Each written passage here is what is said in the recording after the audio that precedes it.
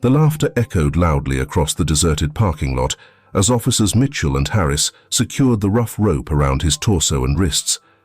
They looked on with smug satisfaction, their expressions twisted with self-satisfaction, as the tall, broad-shouldered man resisted the strain. His suit, once perfectly clean, was now smeared with mud and dust. Before we jump in, drop a comment to let us know where you're tuning in from today. And if you're moved by stories of justice and redemption, don't forget to hit that subscribe button. The badge hidden beneath his coat was the one thing that could reveal who he truly was. "You like playing the hero, huh?" Mitchell sneered, pulling the rope tighter. "Bet you won't feel so tough after tonight," Harris added with a chuckle, taking out his phone. "Let's get a shot for the guys. Something to remember this by." The man remained silent, his dark eyes unflinching as he looked at them. "What's the matter? Got nothing to say?" Mitchell taunted, leaning in close. "Cat got your tongue. Or maybe you're just figuring out this isn't your kind of town." Neither officer saw the quiet authority in his gaze or the calm way he held himself. They only saw what they expected to see: a black man in the wrong place at the wrong time. Mitchell raised his phone and snapped a few photos. Harris poked him in the chest and sneered, "Smile for the camera, Chief." Oblivious to the irony, he smirked. Then the man finally spoke, his tone steady and commanding. "You're making a mistake." The laughter came to an abrupt stop. Mitchell took a step back, frowning. "What did you just say?" Mitchell asked. The man, locking eyes with both of them, repeated, "I said, you're making a mistake, but if you act quickly, I might just forget this ever happened." Harris laughed, his voice mocking. "Oh yeah? And just who do you think you are?" The man paused, letting the weight of the moment sink in. Finally, in a calm, measured tone, he answered, "I'm your new chief of police." A heavy silence fell over the parking lot. Mitchell and Harris exchanged uneasy glances, their previous confidence wavering. The sound of footsteps interrupted the stillness. A figure stepped out from the shadows, a flashlight cutting through the darkness. "Chief Grant," a voice called out. The color drained from Mitchell's face. The approaching officer froze, taking in the scene, a man tied to a pole, the two stunned officers standing beside him. What in the world is going on here? Before either Mitchell or Harris could speak, the man they had bound to the pole stood up as much as he could in the restraints. His voice was steady, and his gaze held firm. "Right on time," he said, this time addressing the newcomer. The officer hurried over, fumbling with the ropes. The tension in the air was thick enough to cut. Once the ropes were undone, Chief Grant stepped forward, brushing off his sleeves. He turned to face Mitchell and Harris, both standing stiffly with expressions that mixed fear and disbelief. "What's your badge number, Officer Mitchell?" Grant asked, his voice calm, but with an edge that suggested a brewing storm. Mitchell stuttered, unable to form words. Harris, looking pale and wide-eyed, tried to back away, but the reality of what they had done weighed him down. Grant didn't wait for a response. He glanced over at the third officer, who stood by awkwardly, unsure of what to do. "Call the station," Grant instructed, "and let them know I'm bringing 2 officers in for disciplinary review." The officer nodded, his hands trembling as he reached for his radio. Grant turned back to Mitchell and Harris, his face unreadable. "You think this is funny?" he asked in a quiet voice. "We'll see who's laughing tomorrow." Mitchell and Harris stood frozen, realizing their fate hung in the balance. Chief Grant's voice took on a dangerous calm. "Tonight, you tied up the wrong man," he continued, "and by tomorrow, everyone will know." Earlier that day, the usually quiet town of Cedar Ridge had been bustling with activity, its residents going about their lives, unaware of the storm about to shake their community's very core. Chief Grant had only recently moved to town, ready to step into his new role. Known for his strong principles and dedication to justice, he was appointed to clean up a department marred by accusations of misconduct and prejudice. He arrived unannounced, opting to observe his new workplace without any formal introduction. His goal was to see firsthand how officers behaved when they thought no one of authority was watching. Back at the station, Mitchell and Harris were wrapping up their shift when they noticed Grant walking through town. Unaware of who he was and driven by their own biases, they assumed he didn't belong. "Hey, check that guy out," Mitchell said, nudging Harris. "Looks like he's out of place." "Yeah," Harris replied, squinting suspiciously. "Let's see what he's up to." They began following Grant, their suspicions and biases building with each step. When they finally approached him in the parking lot, unchecked authority took over, and things quickly spiraled. The night's events would set the stage for a reckoning that Cedar Ridge would not soon forget. As the night wore on, word started to spread, and calls flooded the station as rumors about the incident reached the townspeople. By the next morning, the whole town was buzzing, and Mitchell and Harris would be facing the consequences of their actions in a very public way.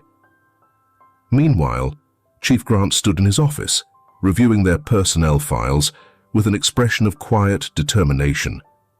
This was only the beginning.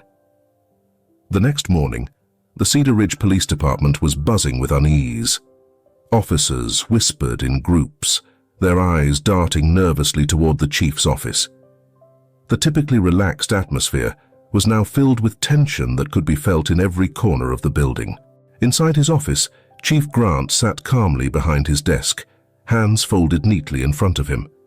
The open personnel files of Officers Mitchell and Harris lay before him, their disciplinary records now under close review. Next to them was a copy of the department's Code of Conduct, its pages marked with sticky notes and annotations. A knock at the door broke his concentration.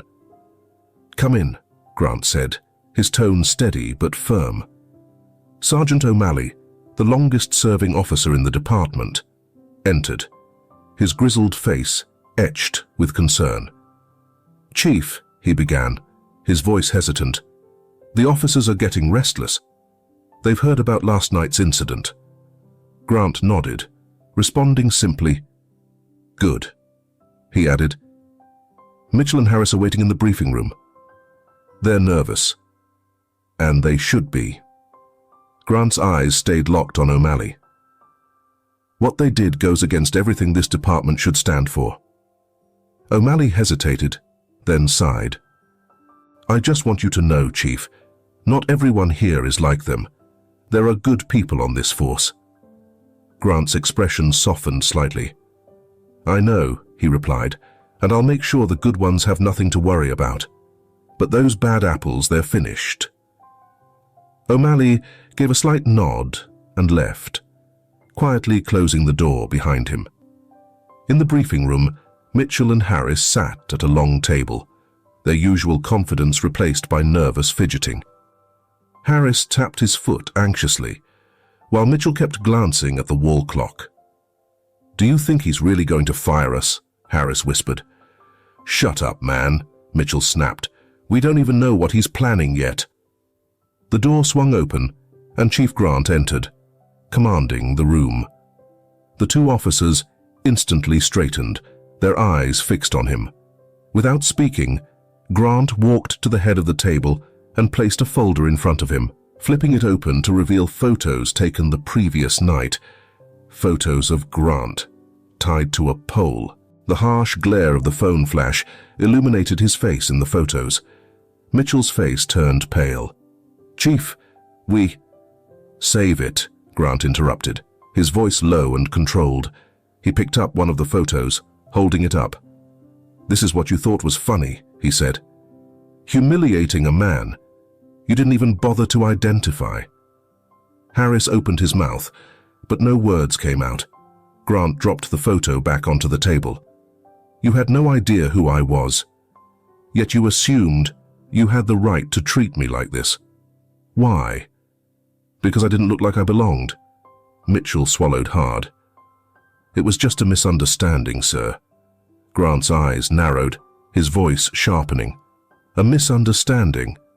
You tied a man to a pole, laughed at him, took pictures, and you think you can dismiss it as a misunderstanding? Harris finally found his voice, though it was shaky. Chief, we didn't mean any harm. We didn't know. That's the problem, Grant shot back. You didn't know and you didn't care to find out. You saw a black man, and that was all you needed to assume the worst. The room fell silent except for the officer's hands, resting tensely on the table. Effective immediately. Both of you are suspended without pay. An internal investigation will determine whether you keep your badges. Mitchell and Harris stared at him, their faces a mixture of shock and fear. You can go now, Grant said, his tone leaving no room for argument. The two officers stood and walked out, their footsteps heavy with the weight of their actions. Grant watched them go, his expression unreadable. News spread quickly, and by midday, the local press had picked up the story. It was all anyone in Ridge Lake could talk about. Headlines blared across every screen and newspaper. Racist incident rocks Ridge Lake PD. New chief takes swift action. At the Ridge Lake Diner, a favorite gathering spot, the atmosphere was buzzing with conversation as patrons shared their opinions. I heard the new chief doesn't mess around, a man said, sipping his coffee. It's about time someone cleaned up that department, he added. But a woman nearby shook her head. What kind of town are we? If our own officers can't be trusted, this is embarrassing. At a booth near the window, a young woman named Carla scrolled through the news on her phone. A lifelong resident of Ridge Lake. She had seen her share of the town's darker side.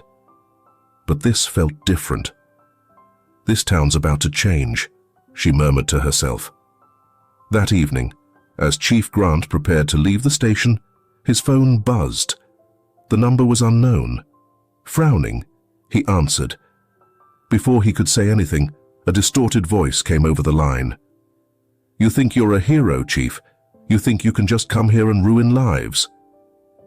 Grant's grip on the phone tightened as the voice continued. You don't belong here, and if you don't back off, you'll regret it. The line went dead. Grant stared at his phone, his mind racing. Someone was watching him, and they had no intention of letting him clean up the department without a fight. Chief Grant sat in his dimly lit office, still holding the phone. The anonymous caller's words echoed in his mind. You'll regret it. Coming into Cedar Ridge as an outsider had its challenges, but this was something different. Whoever was behind that call wasn't just angry. They were prepared to threaten him to maintain the status quo. Grant leaned back in his chair, exhaling slowly. His instincts told him this wasn't just an empty threat. He picked up his desk phone and dialed Sergeant O'Malley's extension. Sergeant, Grant said when O'Malley answered, I need you to trace an incoming call to my cell. It just came through and it's concerning. Understood, Chief, O'Malley replied. I'll get on it right away. Are you all right? I'm fine, Grant said, though he wasn't entirely sure if that was true. Just let me know what you find. His mind was already shifting gears. Whoever had called him was likely connected to someone within the department or the town's close-knit circle. He knew he'd need to be careful, but he had no plans to back down. The next morning, Grant arrived at the station early. The usual buzz of activity was muted. Officers were noticeably quieter. His presence had shifted the department's atmosphere, and everyone felt it. As Grant settled into his office, O'Malley walked in holding a folder. Chief, he said, closing the door. I traced the call. It came from a burner phone. No way to trace who used it. Grant nodded, not surprised. Thanks, Sergeant. Keep this between us for now. Understood, O'Malley replied, though his brow furrowed with concern. You think this is connected to last night's incident? It's possible, Grant said. but it could also be someone who doesn't like the changes I'm bringing. O'Malley hesitated before speaking again. Chief, I've seen this town turn ugly when things don't go their way. If someone's willing to threaten you, they might be planning more than just phone calls. Grant leaned forward, meeting O'Malley's gaze. Then let them plan. I'm not here to make friends, Sergeant. I'm here to do my job, and I'll do whatever it takes to see it through. Later that day, Grant called a department-wide meeting. Officers filed into the briefing room, a mix of curiosity and unease on their faces. Mitchell and Harris were noticeably absent, their suspension a fresh reminder of the chief's no-nonsense approach. Grant stood at the front, commanding the room's attention. Last night, he began, I received a threat. Someone in this town, or in this department, thinks they can intimidate me into backing down. Let me be clear. That won't happen. The room was silent, every officer hanging on his words. This department has been under a cloud for too long, Grant continued. I was brought here to clean it up, and that's exactly what I intend to do. If any of you have a problem with that, you're welcome to turn in your badge. His gaze swept across the room, daring anyone to challenge him. No one moved. The people of Cedar Ridge deserve better, Grant said. And we're going to give it to them. That starts now. He paused, letting his words sink in, then dismissed them. The officers filed out, their expressions unreadable. Grant knew that some of them would resist the changes, but he also knew there were good officers among them. He just needed to find them. That evening, as Grant drove home, he noticed a car following him. At first, he dismissed it as a coincidence, but as he turned down quieter streets, the car stayed close behind. Grant's grip on the steering wheel tightened. He made a sudden turn down a side street, watching in his rear-view mirror as the car hesitated before continuing to follow. He pulled into a gas station, parking near the brightly lit entrance. The other car slowed as it passed, then sped off into the night. Grant's heart raced, but his face remained calm. He memorized the car's make and model, determined to find out who was behind this. The next morning, as Grant stepped out of his house, he froze. His car, parked in the driveway, had been vandalized. The windows were shattered, and the word "Leave" was spray-painted in bold red letters across the hood. Grant scanned the quiet neighborhood, his jaw clenched. Whoever was targeting him was getting bolder. This was no longer just about him. It was about the town, the department, and the battle for justice that had only just begun. Chief Grant stood in front of his vandalized car, his jaw tight as he took in the damage. The spray-painted message on the hood was a clear escalation, but it only solidified his resolve. Whoever was behind this wanted him out of Cedar Ridge, but they had underestimated him. He pulled out his phone and snapped a few photos of the car before calling Sergeant O'Malley. "O'Malley," he said, as soon as the sergeant answered, "I need you to send a patrol car to my house. My car's been vandalized. Looks like we've got a more serious threat on our hands." "I'm on it, Chief," O'Malley replied. "You all right?" "I'm fine. Just make sure the patrol gets here soon." Within minutes, a patrol car pulled up to Grant's house. Officer Ramirez, one of the younger members of the force, stepped out, her face tense as she surveyed the damage. "Chief, this looks bad," she said in a low voice. "It's meant to," Grant replied. "Take a full report and make sure the photos are logged. I want this on record." Ramirez nodded and got to work, snapping pictures and noting every detail. Grant could see the concern in her eyes, but she didn't waver. That was a good sign. Back at the station, Grant called a private meeting with O'Malley and Ramirez. "This isn't just about me," Grant began, placing the photos of his car on the table. "It's about control. Someone or a group of people doesn't want this department to change. They're willing to intimidate me to keep things as they are." O'Malley leaned forward, his expression grim. "You think it's someone inside the department?" It's possible, Grant said, but it could also be someone with influence in the town. Either way, we're dealing with more than just idle threats. Ramirez hesitated before speaking. Chief, if they're willing to go this far, what's stopping them from doing something worse? Grant met her gaze. Nothing, he said. That's why we need to stay ahead of them. He laid out his plan. Increased patrols around his home, random checks on department personnel, and a discreet investigation into any suspicious activity in town. They would operate quietly, gathering evidence without tipping off whoever was behind the threats. This is a war, Grant said, his voice steady, but we're going to fight it our way. No fear, no hesitation. The next few days passed in a tense blur. Grant threw himself into his work, determined to lead by example. He met with community leaders, reviewed department protocols, and even took time to speak with concerned residents. His presence was felt everywhere, a constant reminder that he wasn't backing down.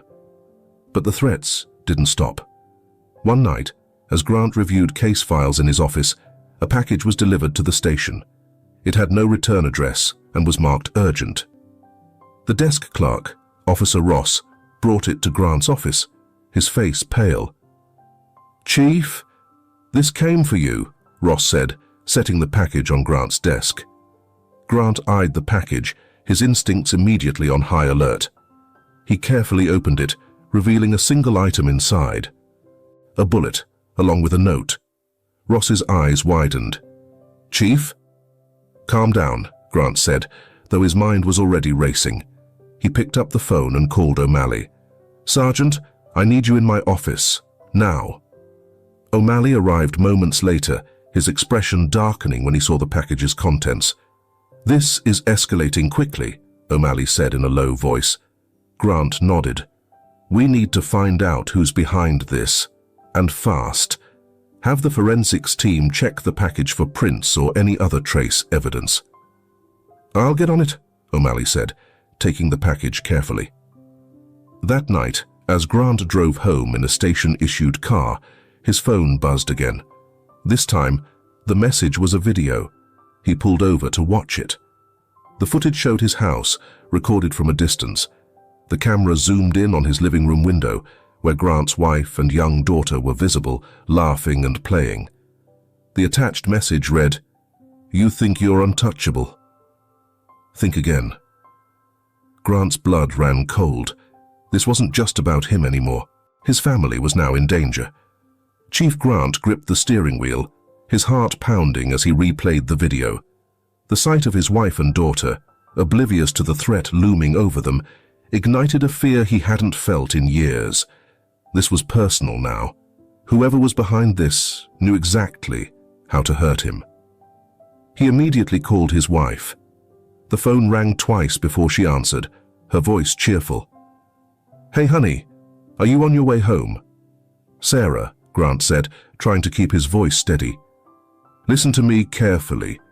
Lock all the doors and windows. Make sure Mia stays away from the front of the house."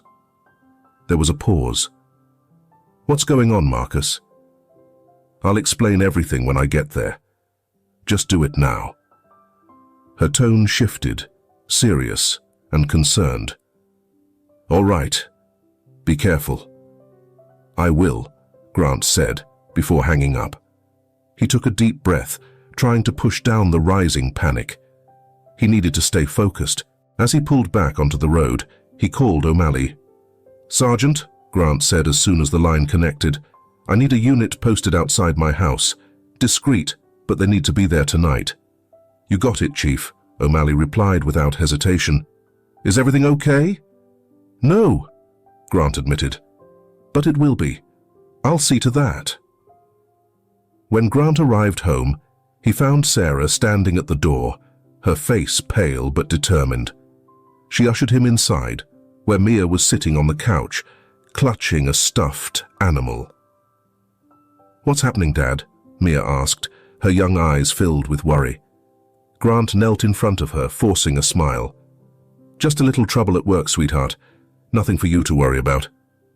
He kissed her forehead, and turned to Sarah, who was watching him intently. "We need to talk," he said quietly.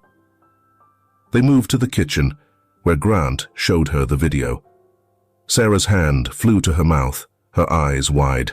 Sarah whispered, "Who would do this?" Grant replied, "Someone who doesn't want me here. They think they can scare me off, but now they've crossed a line." Sarah nodded, her fear mingling with determination. "What do we do?" she asked. "I've already got officers watching the house," Grant said. "But we need to stay vigilant. I'll also make arrangements for you and Mia to go somewhere safe if things escalate." Sarah reached over, squeezing his hand. "We'll get through this, Marcus, together." The next day at the station, Grant gathered his top officers, including O'Malley and Ramirez, for a meeting. He played the video for them, and their faces darkened as they watched. "This is the level of threat we're dealing with," Grant said. "It's not just about me anymore. My family is involved, and that changes everything." Ramirez spoke up, her voice resolute.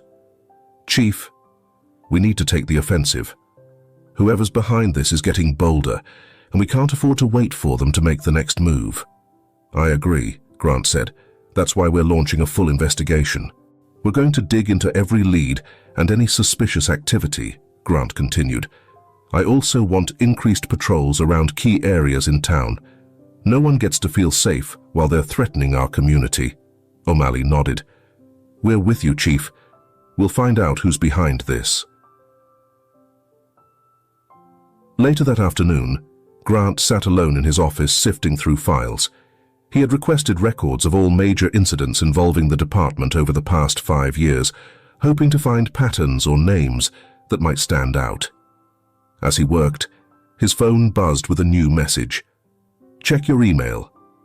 Grant opened his laptop, finding an email with the subject line, "Time's running out." Attached was a photo of his daughter, taken that morning as she left for school.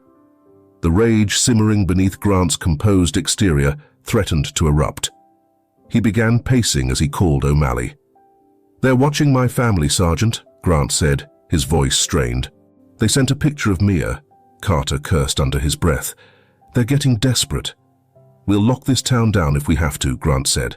"We might not have a choice." "Get Ramirez and meet me in the war room," he instructed. "We're going to map this out and investigate every possible lead."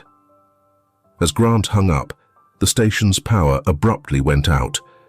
The familiar hum of fluorescent lights and electronics was replaced by an eerie silence. Moments later, the emergency lights flickered on, casting the station in a dim, reddish glow. Grant stepped into the hallway, noticing the unease among the officers. "Chief," Ramirez called, jogging toward him. "We've got a situation." She led him to the front desk, where a handwritten note had been left. "You can't protect everyone." Grant's eyes narrowed, realizing this was no longer just about threats. It was psychological warfare, and the stakes were higher than ever. In the dim emergency lighting, officers scrambled to regain control. The handwritten note sat ominously on the front desk, its message weighing on everyone's minds. Grant picked it up, studying the crude handwriting. "You can't protect everyone." The gravity of the words settled on him, but he refused to show it. His team needed to see confidence, not fear. "Sergeant Carter," he called, his voice cutting through the murmurs. "Do we have any information on how this note got here?" Carter shook his head. "Nothing yet, Chief. The front desk clerk stepped away for only a minute. No one saw anyone come in." Grant nodded, quickly processing the possibilities. "Get the surveillance footage from all station cameras. If someone slipped in, we'll find them." "We're on it," Carter replied, signaling a team to action. Grant turned to Ramirez. "I want every officer on high alert. No one enters or leaves the station without clearance." "Understood, Chief," Ramirez replied, her face set with resolve. Ramirez confirmed her orders with a determined expression. As the power gradually returned, The tension in the station lingered. Grant gathered Carter, Ramirez, and a few trusted officers in the war room to review the surveillance footage. The grainy video displayed the front desk area, showing that at precisely 11:03 p.m., the desk clerk briefly stepped away, leaving the desk unattended. Within that minute, a shadowy figure slipped in, dropping the note before quietly exiting. "Rewind that," Grant ordered, leaning forward. Carter replayed the footage. The figure wore a hoodie, their face obscured by shadows. "Pause," Grant said, as the figure momentarily turned toward the camera. Though the face was hidden, the build was vaguely familiar. "Enhance this frame," he instructed. "Find any identifying features." Despite the officer's efforts to enhance the image, the figure remained unrecognizable, leaving Grant's patience stretched thin. "They're taunting us," Ramirez broke the silence.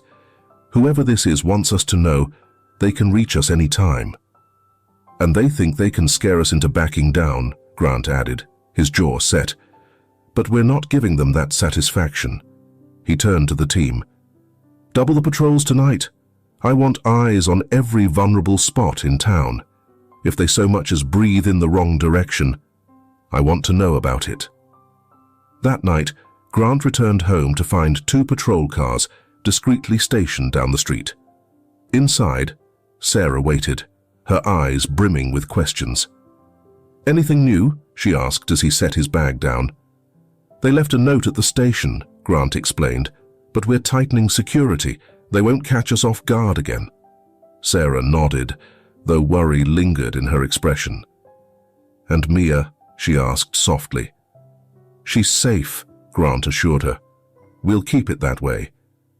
Grant spent the night on high alert, his police scanner humming quietly. Every outside noise heightened his awareness, but the night passed without incident. By morning, Grant felt a renewed sense of determination. The next day, Grant arranged a meeting with the town's mayor and key community leaders. As officials gathered in the City Hall meeting room, murmurs of curiosity and concern filled the air. Their faces showed a mix of worry and interest. "Thank you all for coming," Grant began, his voice steady. "As you may have heard, there have been escalating threats aimed at my family and me. But this isn't just about us. It's about the future of this town." The room fell silent as Grant continued. "Cedar Ridge has a problem. For too long, certain people have acted with impunity, thinking they're above the law. My role here is to change that. But I can't do it alone." The mayor, a middle-aged man with a firm demeanor, nodded. "What do you need from us, Chief?" "Support," Grant said plainly.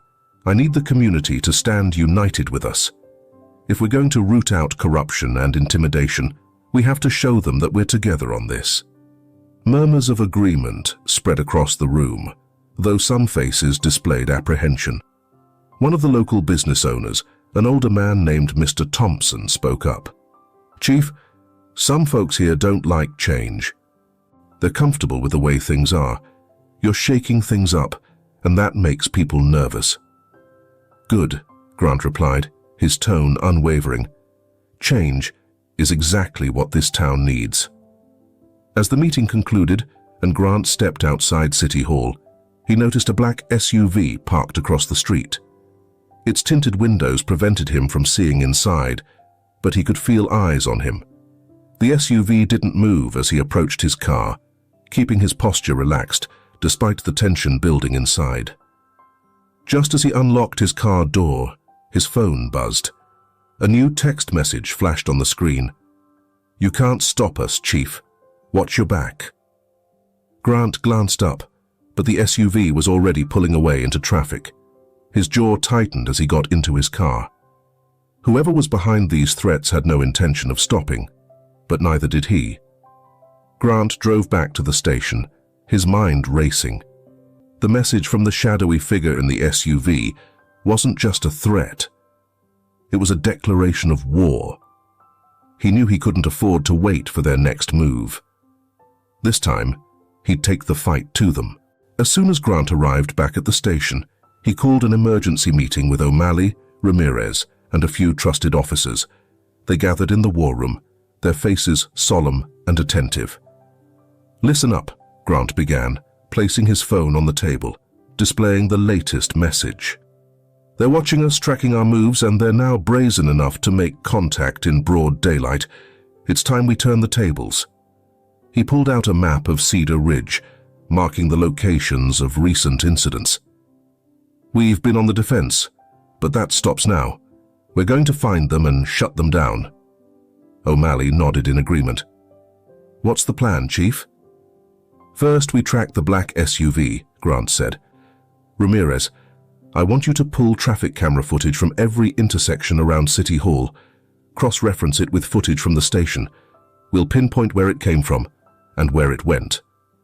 "On it," Ramirez replied, already typing on her laptop. Grant turned to O'Malley. "Coordinate with the forensics team. I want a full analysis of the note from last night. Any trace evidence, no matter how small, could lead us to whoever's behind this." "Understood," O'Malley replied. Grant's gaze swept over the team. "We're dealing with someone who knows how to stay hidden, but everyone makes mistakes. We're going to find theirs." A few hours later, Ramirez called Grant and O'Malley into the surveillance room. "I found something," she said, pointing to her screen. The footage showed the black SUV parked near City Hall before it began following Grant. She traced its path backward through several intersections, eventually leading to an industrial area on the outskirts of town. "This is where it gets interesting," Ramirez said, pulling up additional footage showing the SUV entering a warehouse parking lot. "What about the plates?" Grant asked. "Fake," Ramirez replied, "but the warehouse is registered to a shell company. I'm digging into its ownership now." Grant's mind was already working through the possibilities. "Good work. We've got a lead." O'Malley crossed his arms. "What's the move, Chief? We could get a warrant and raid the place." "Not yet," Grant said. "If they're watching us, they'll know if we go in too hard, too fast. We need to do this quietly."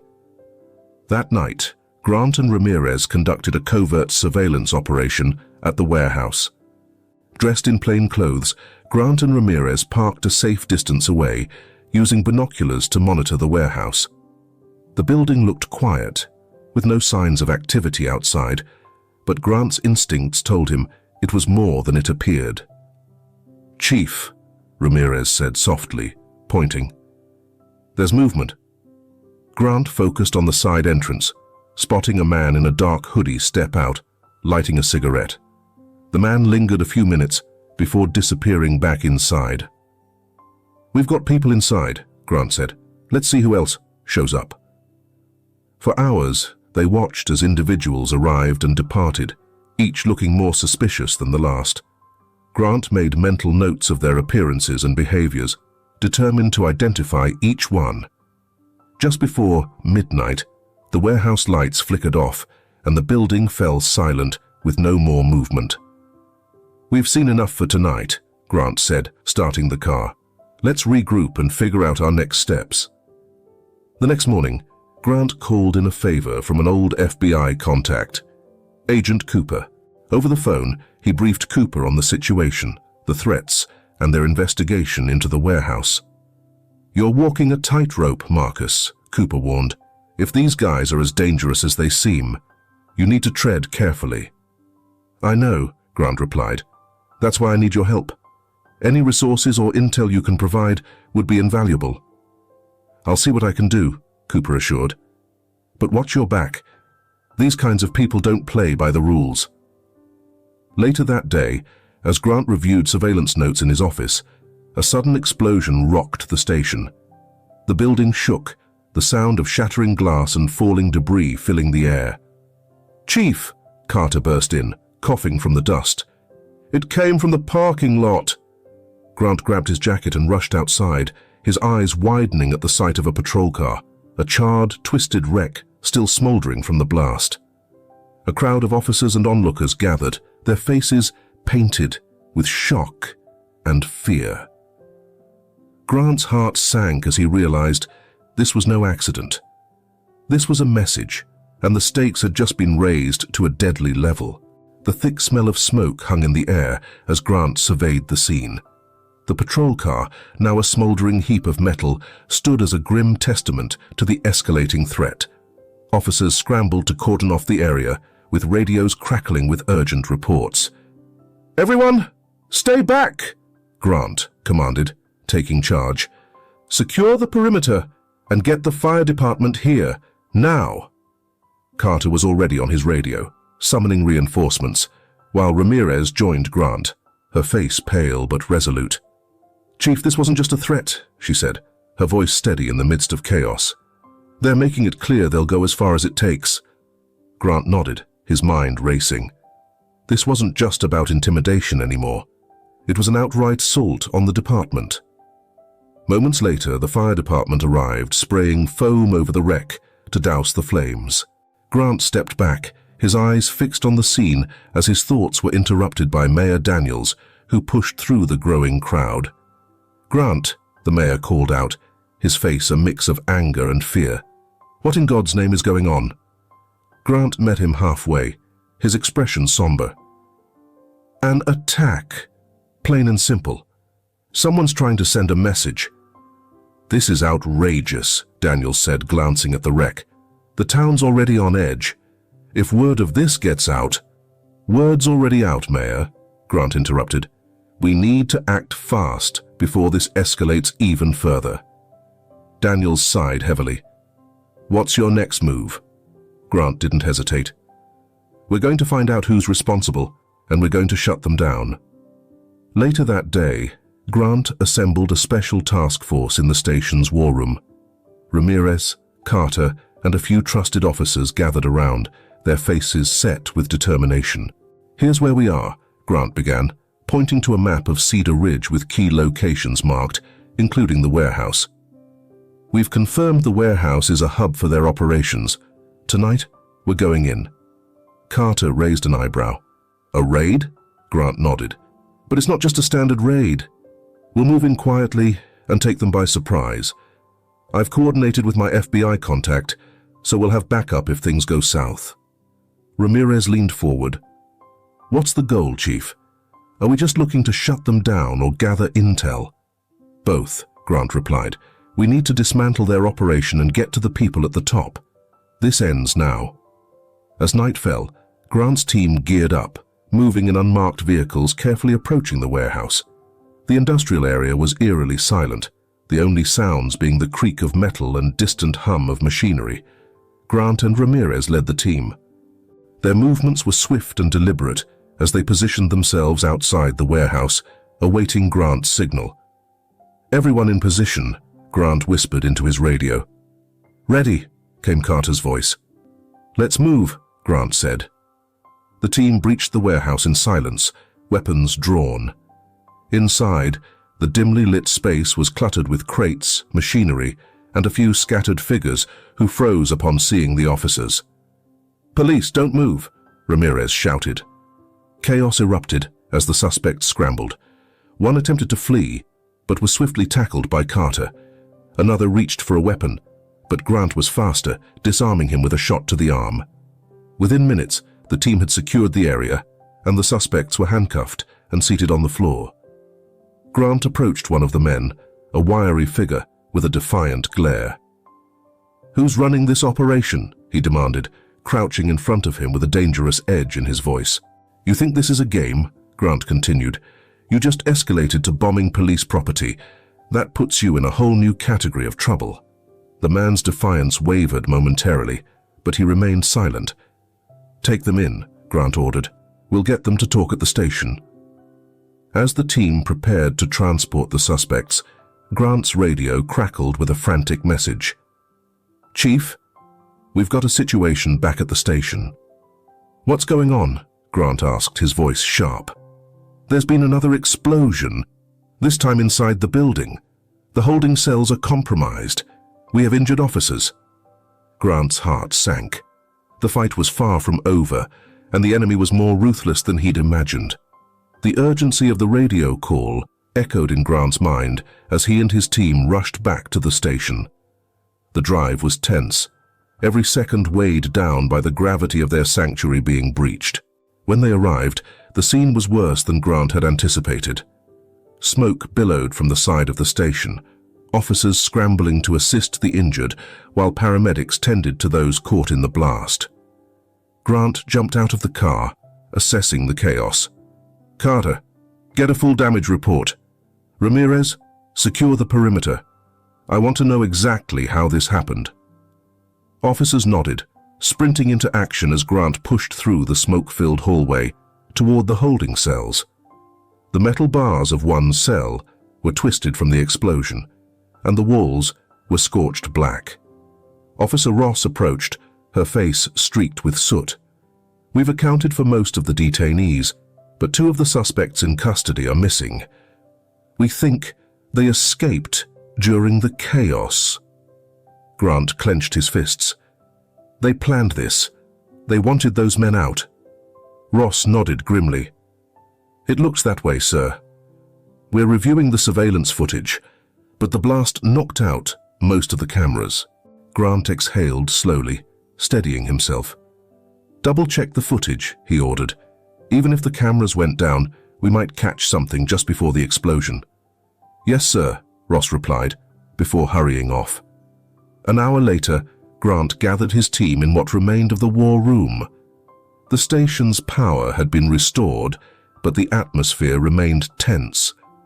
Ramirez pulled up the partial surveillance footage on the screen.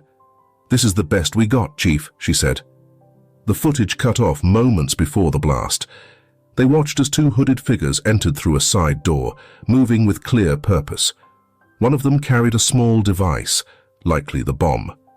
"These guys knew exactly where to go," Ramirez observed. "They avoided main areas and went straight to the holding cells." Grant leaned closer. "Pause it there. Can we get a clearer look at their faces?" Ramirez enhanced the image, but the figures remained largely obscured. Grant's frustration was evident. "They had help," he said finally. "Someone on the inside gave them access and information." The room fell silent as the weight of his words settled. "You're saying one of us is working with them?" Carter asked quietly. "I don't see any other explanation," Grant replied, a grim determination in his voice. "We need to root out the mole before they do any more damage." The next day, Grant met with Mayor Daniels in a private office at City Hall. The mayor's face was drawn, the strain of recent events evident. "Chief, this town is on the verge of panic," Daniels said. 2 explosions in less than 24 hours, and now suspects have escaped from police custody. "We're handling it, Mayor," Grant said firmly, "but we need your support. Whoever's behind this isn't just targeting the department. They're threatening the stability of the entire town." Daniels stopped pacing and looked at Grant intently. "What do you need from me?" "We need to lock this town down," Grant replied. "Increase patrols, implement curfews in high-risk areas, and keep the public informed but calm." Daniels nodded, though his expression remained anxious. "I'll make the calls, Chief, but I expect results." "You'll have them," Grant promised, as he and his team dove into action at the station. They were ready to move on the farm. As the team prepped for the raid, Grant's phone buzzed with a chilling alert. This time, it wasn't a simple message. It was a live video feed. On his screen, Sarah and Mia were tied up in a dark, unfamiliar room, with a masked figure standing ominously behind them, holding a weapon. The figure spoke directly into the camera, the distorted voice echoing throughout the station. "Chief Grant, you've been a thorn in our side for too long. If you want your family back, call off your investigation. You have 24 hours. The video abruptly ended, leaving Grant in stunned silence. His family was now at the mercy of his enemies, and every second counted. The station had fallen silent, the weight of the situation palpable. Grant stood motionless, the haunting image of Sarah and Mia etched into his mind. Clenching his jaw, he forced himself to stay composed. "Chief?" Ramirez broke the silence. What's our move? Grant turned to his team, his voice steady despite the storm brewing within. We keep going, we find them, and we bring my family home. Carter gave a determined nod. We've got a lead on that farm. It's a long shot, but it's our best bet, Grant said, considering their options. We'll split our resources. Ramirez, take half the team and establish a command center to trace the live feed. They might let something slip and give us a location. Turning to Carter, Grant added, You're with me. We're raiding that farm. Ramirez hesitated. Chief, are you sure about dividing the team? This could be a setup. Grant's resolve was unwavering. It's a risk we have to take. Time's running out. As the team mobilized, Grant got a call from Agent Cooper. Marcus, I just heard about your family. I'm dispatching a tactical unit to back you up at the farm. Thanks, Doug, Grant replied, his voice laden with gratitude. We can use every bit of help. And Marcus, Cooper cautioned, be careful. Desperate people can be unpredictable. I know, Grant answered, but so can I. The drive to the farm was tense, with Carter by his side, eyes scanning the deserted country roads. The engine's low hum was the only sound breaking the silence as they neared the farm. Grant switched off the headlights and eased the car off the road, pulling up just short of the farmhouse, its windows dark and foreboding. Looks abandoned, Carter observed, inspecting his weapon. That's exactly what they want us to think, Grant replied. He grabbed his radio. Ramirez, we're in position. Got any updates? Still working on tracking the feed, Chief, Ramirez responded, her voice steady. Grant nodded, knowing she couldn't see him. Copy that. We're going in. He and Carter moved carefully toward the farmhouse, weapons drawn. The night was eerily quiet, every step crunching on the gravel. At the front door, Grant signaled Carter to cover him, then kicked it open, and they quickly stepped inside. The air inside was stale, and the old wooden floor creaked beneath them. They cleared room after room on the first floor, each one filled with dusty furniture and nothing but emptiness. Frustration began to build in Grant with each empty space. Clear, Carter said, lowering his weapon as they reached the last room. Maybe the tip was off. But Grant caught a faint sound, a quiet hum coming from below. He gestured for Carter to follow, leading him to a door in the kitchen that revealed a stairway descending into darkness.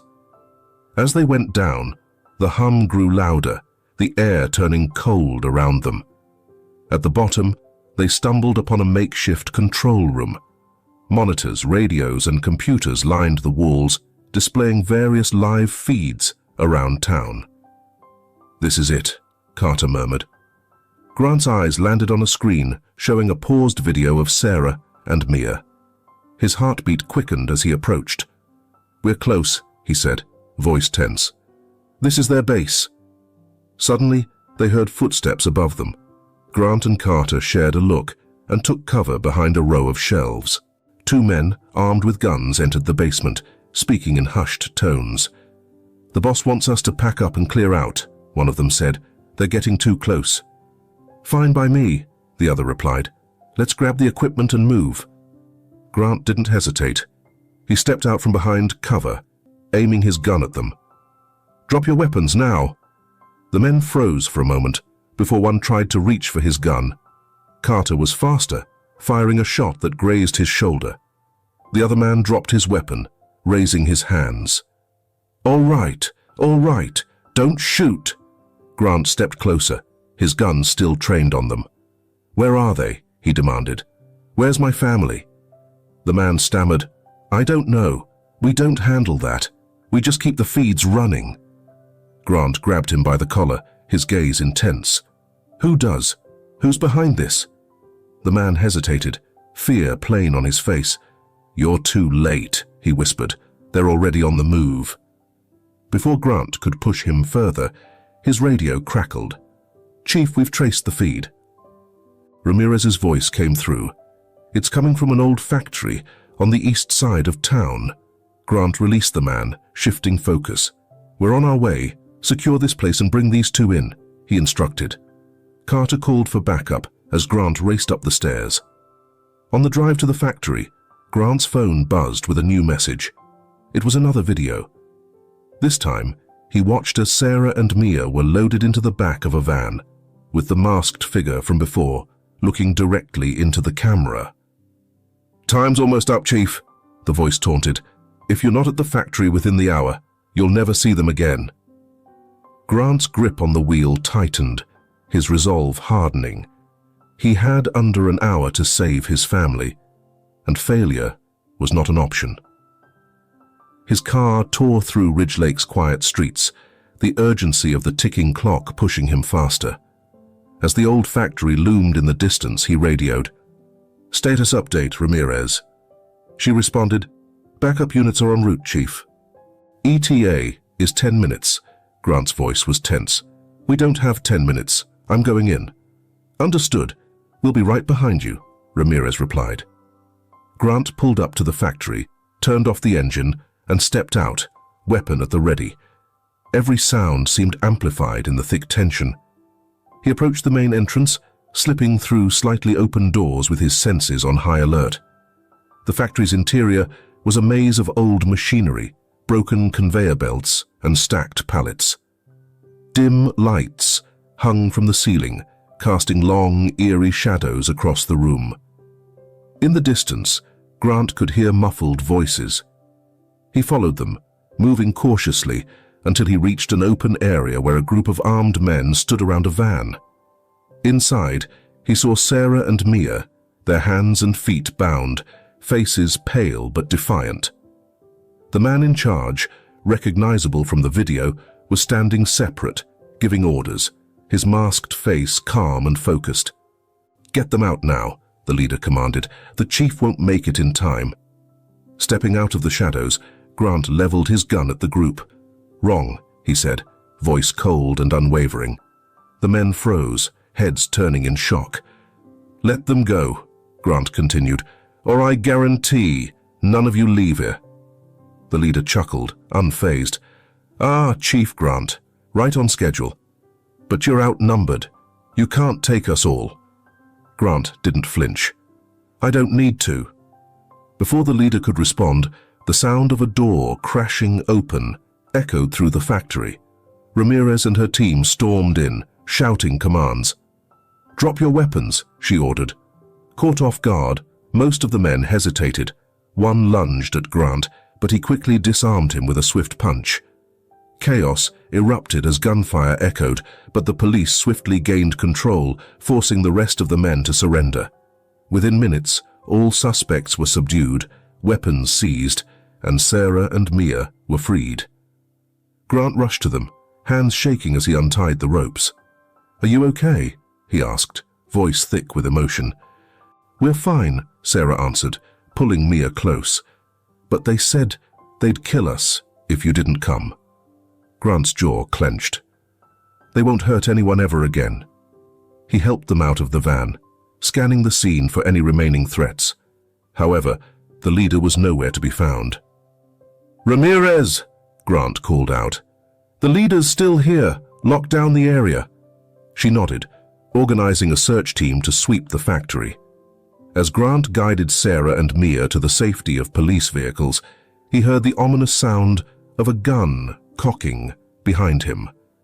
Turning, he saw the masked leader stepping out from the shadows, gun aimed at Grant. "Did you really think it would end like this?" the leader sneered, removing his mask to reveal a face Grant had never seen before, but knew he wouldn't forget. "This isn't over." The leader's finger moved on the trigger, but before Grant could react, a gunshot rang out.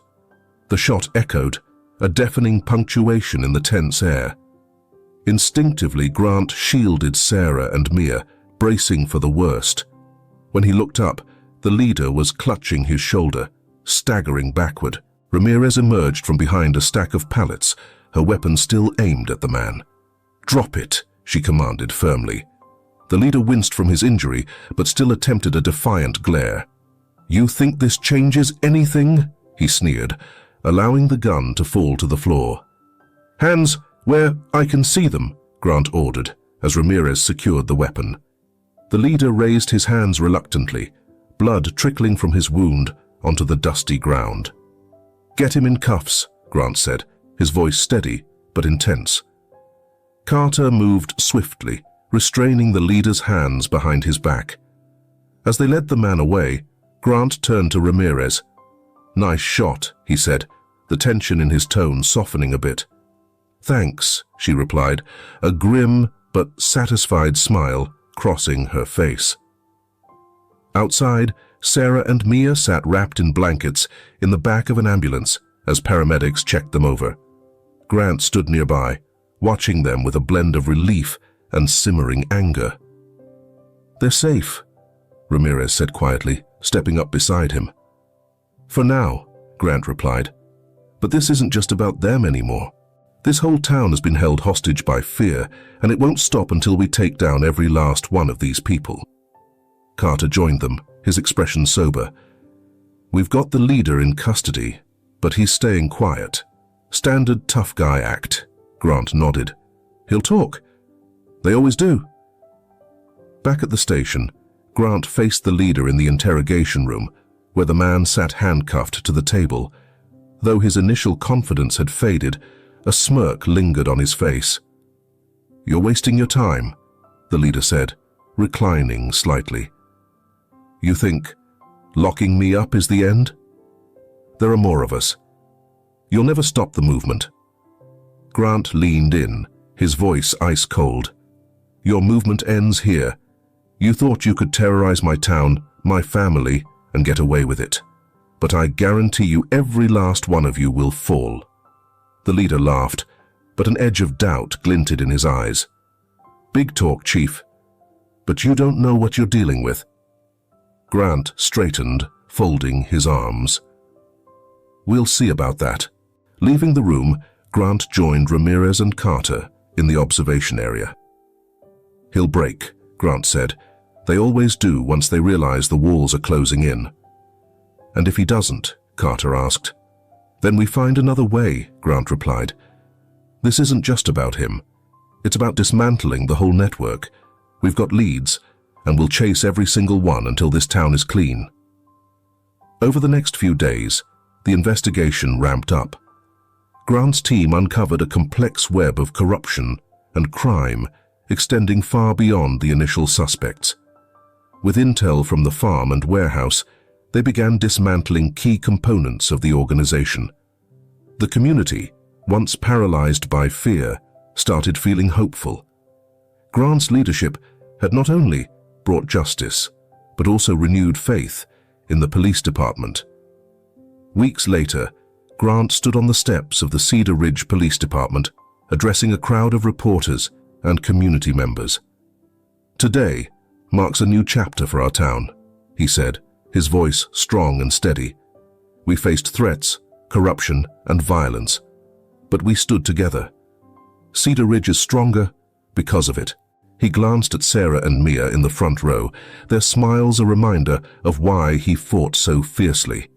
"We're not just rebuilding a department," Grant continued. "We're rebuilding trust, and that begins right now." As applause erupted from the crowd, Grant felt a deep sense of closure. The battle had been difficult, but justice had prevailed, and while there was still work ahead, one thing was certain: Cedar Ridge would never be the same again.